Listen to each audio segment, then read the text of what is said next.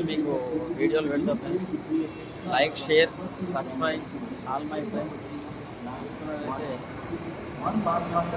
Church గేట్కి వచ్చినాం. ఇప్పుడు ఇక్కడ నుంచి మేము